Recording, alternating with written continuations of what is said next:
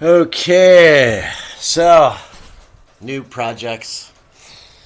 You know, I've got so many projects,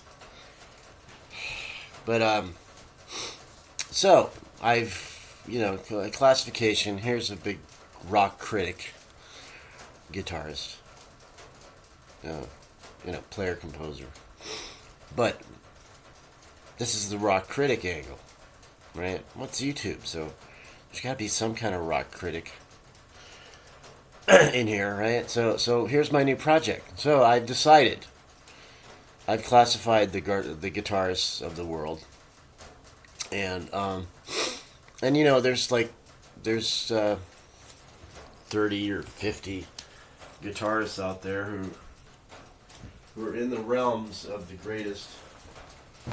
Sorry about my underwear. In the realms of the greatest guitarists, but um,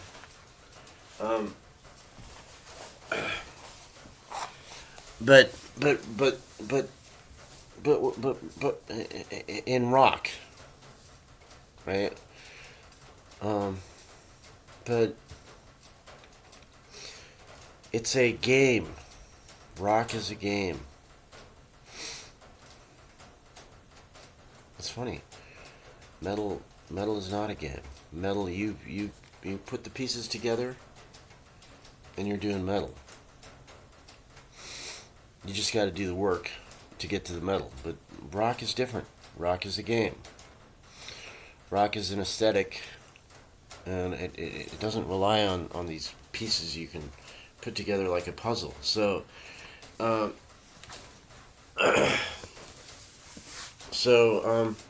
yeah. So I picked Eddie's God.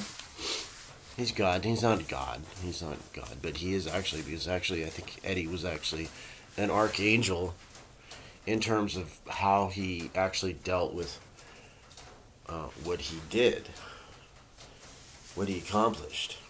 He was an archangel about it. People don't get that. I don't think. Unless you're a guitarist, you don't have any inkling about how humble he really seemed to a lot of guitarists. But here's my classification for the top five. It's Eddie. He's the Sith warlord, war overlord of all us Sith guitarists who are coming for rock to turn it into salvation. Of course, if you just want sex, drugs, and rock and roll, then then you're Sith. So we're all cis. But anyway, so it's Eddie, and then Angus, and I don't talk to Angus. We've had psychic discussions.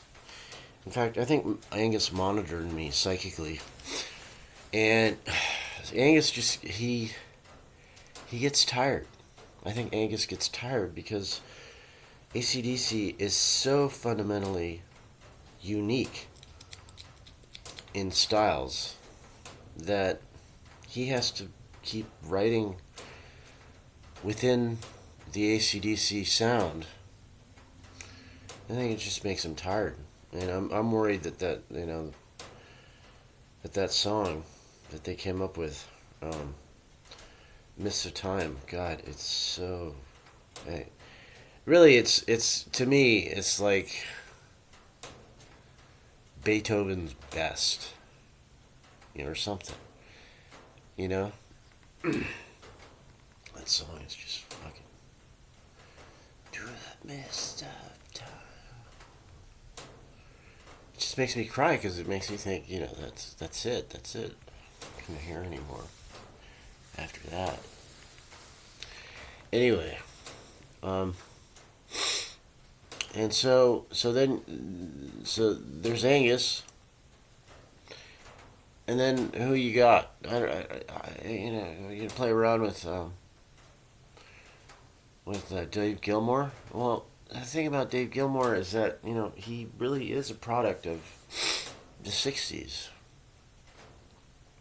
and so he's kind of beyond being classified within the rock gods. Somehow it's he's that's why you talk. That's why Jimi Hendrix is not in this list, right? Because this is sort of a contemporary happenings list. Contemporary. Rock is still contemporary, even though it's static and stupid. But I'm leaving Jimi Hendrix out of the list. The top 5 guitarists. He's there with Gilmour and some other classification. They're obviously in the top 20 or 30 or whatever, but but that's not. This is a working classification for what rock is doing and continues to do. So and then you got the blues player Joe Bonamassa. Now Joe Bonamassa, he's got everything. He's got the composing, he's got the playing, he's got some incredible spirit, he's got some kind of, echo chamber in, God's lyrics. He's got basically everything. The only thing that I that's different about him is that he doesn't have a dirt box. Well, yeah, I'm sure he does. He doesn't have a distortion, the rock distortion, but he doesn't need it because he's coming from blues, and blues, you can't take blues away from the rock. So, so he's got everything. I can't touch him at all. Not really. When I see, he plays these songs and they seem simple, and then they just about halfway through, you're just like in this. You're there. She's always taking us there. Where, Joe B's. He's taking us to Joe B. So yeah, no, not touching him in terms of playing along with him. I'm not going to do that in video, and I'm not going to do that with AC/DC. And I wouldn't have done it with Eddie, except that he died. So now I want to take his songs, like on Van Halen 3 or whatever, and play over them and say, yeah, well, see, Eddie was understating shit a lot because he was more into the subtleties of everything he could do. Look at this. Oh shit, that's subtly fucking. You don't have to do that. You can just play something simpler, some simpler chords or something. No, but Eddie had this. Subtleties were just all over the place. Everything Eddie did he could weave in the subtlety, and So then, who comes after that?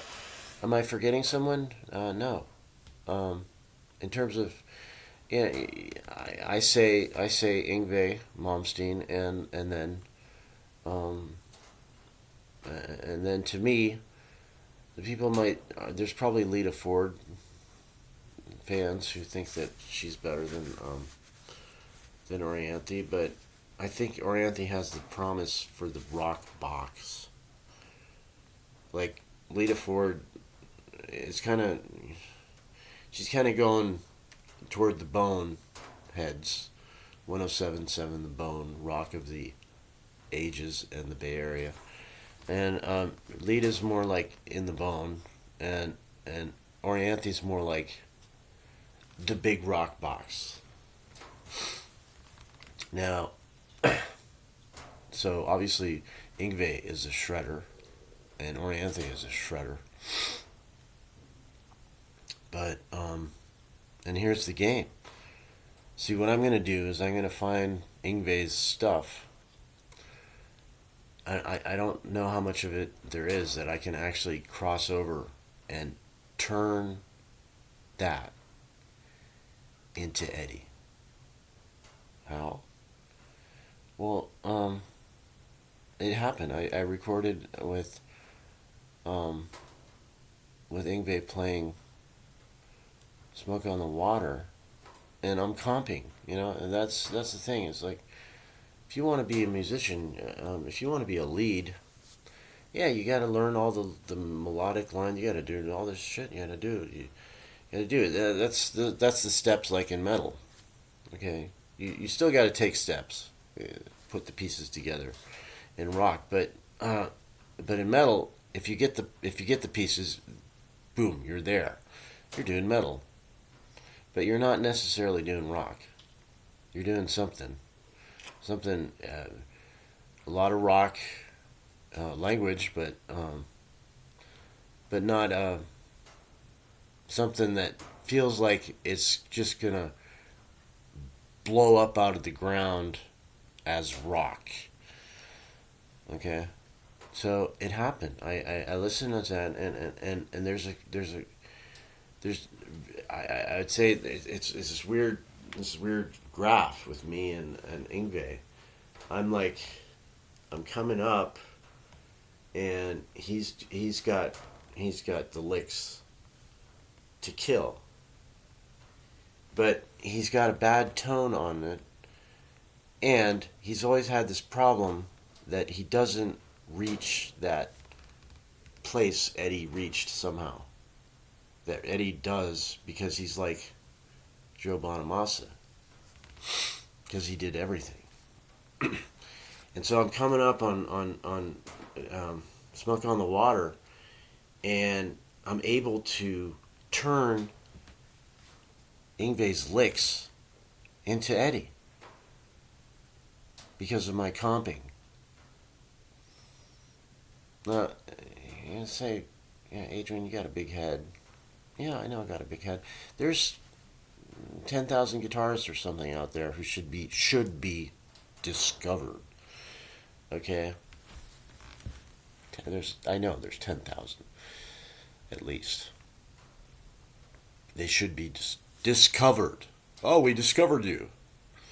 No, you have been discovered. You're a number on 10,000. Made the list. Okay, well, they don't do that. Because it's not the music industry. Anyway, they don't have the resources. People don't. Whatever. It's not like classical music. Um, so yeah, I'm really optimistic that if I can find the Yngwie rocker side songs that he did, that I can come in and comp and make his shit start to sound like Eddie. It's taken two of us to do it. Yngwie can't do that by himself, or he doesn't. He won't do it. Um, it's interesting. I think that's what the case is with Yngwie. He won't. He'll only do his thing. And I think with Orianthe too. I'm gonna try to find some of her songs that are like just she's gonna shred over my head, but I'm gonna bring in what I believe is rock, and they're gonna sound like Eddie. I mean, it's gonna sound like I'm making the Eddie noise, or not noise. Well, yeah, we're both making noise, but I'm making that extra thing that Eddie had and Joe Bonamassa has, because they had it all, and yeah, and Angus has it all within the AC/DC sound. No wonder he gets tired of it. I do too, but not really. That's the design of the sound. It's impossible to actually stay tired of AC/DC. It's really hard to stay tired of Van Halen. It's really hard to stay tired of. There are people. There are people. It's hard to stay tired of the Police. It's hard to stay tired of the Who. It's hard to stay tired of who else? Well, there aren't that many who For me, there aren't that many. So that's the new project. We'll see how it goes. So, yeah. No, I'm gonna say my version of working with Yngwie. If you listen to what I did, it wasn't the best. I didn't do my best. I can't do Yngwie's licks. Not a chance. I mean, I can figure them out. But when I'm working on a lick, when I'm working on licks and they're hard at all, and I got to do them over and over and over and over, and then it's a memory thing. It's like I'm gonna forget it anyway. So why bother spending all this time? I'd rather have Yngwie play over the top of some sort of Eddie aesthetic, and prove to you that Yngwie is in fourth place in rock, even though he's not doing it. I don't know why you're not doing it. If I was Yngwie, I would. If I was Yngwie, and I had your ego, Yngwie, I would make it a point to just renovate that huge metal mansion and put in a rock wing that was meant to make you eternal. Okay? Okay, take care.